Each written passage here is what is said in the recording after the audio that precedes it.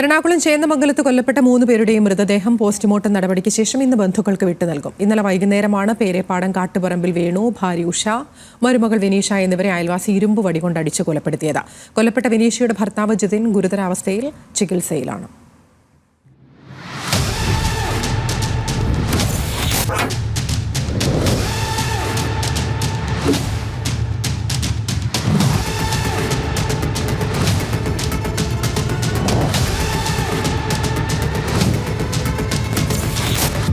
മയക്കുമരുന്നിനടിമയായ 28 വയസ്സ് മാത്രം പ്രായമുള്ള ഋതുജയൻ ഒരു കുടുംബത്തിലെ 3 പേരെയാണ് അതിക്രൂരമായി കൊലപ്പെടുത്തിയത്.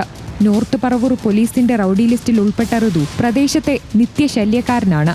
വടക്കേക്കര, നോർത്ത് പറവൂർ പോലീസ് സ്റ്റേഷനുകളിലായി നിരവധി കേസുകളുള്ള ഋതു ബംഗളൂരുവിൽ നിന്ന് 2 ദിവസം മുൻപാണ് നാട്ടിലെത്തിയത്. ഋതുവും ജിതിനുമായി മുമ്പ് വാക്കേറ്റമുണ്ടായിട്ടുണ്ട്. പൂച്ച ഇവിടെ കിടക്കണം, എന്റെ വീട്ടിൽ കിടക്കണ പൂച്ചേട്ടാ. ചേട്ടനിപ്പം ഇവിടെ എന്തെല്ലാം ഉണ്ടാക്കണേ? 6 മണിയോടെ ജിതിന്റെ വീട്ടിലെത്തിയ ഋതു കമ്പിവടി കൊണ്ട് 4 പേരെയും ക്രൂരമായി ആക്രമിക്കുകയായിരുന്നു.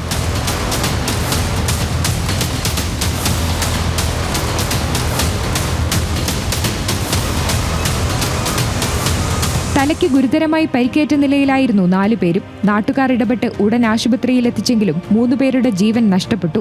വീട്ടിലെ 2 കുട്ടികൾ ഭാഗ്യം കൊണ്ടാണ് ആക്രമണത്തിൽ നിന്ന് രക്ഷപ്പെട്ടത്. ലഹരി ഉപയോഗിച്ച് നിരന്തരം പ്രശ്നങ്ങൾ ഉണ്ടാക്കാറുള്ള പ്രതിക്കെതിരെ പരാതി നൽകിയാൽ മാനസിക ചികിത്സയ്ക്കുള്ള സർട്ടിഫിക്കറ്റ് കാണിച്ച് രക്ഷപ്പെടുകയാണ് ചെയ്തിരുന്നതെന്ന് അയൽക്കാർ പറയുന്നു.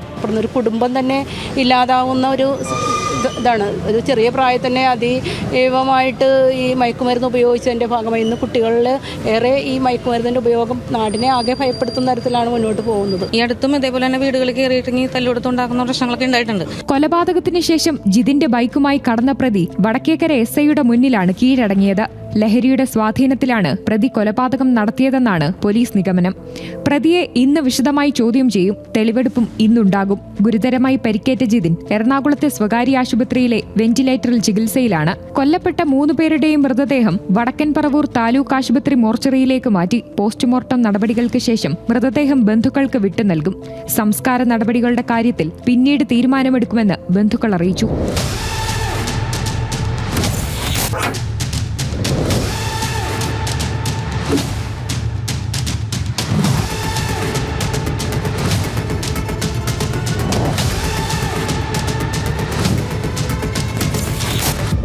ന്യൂസ് മലയാളം, കൊച്ചി.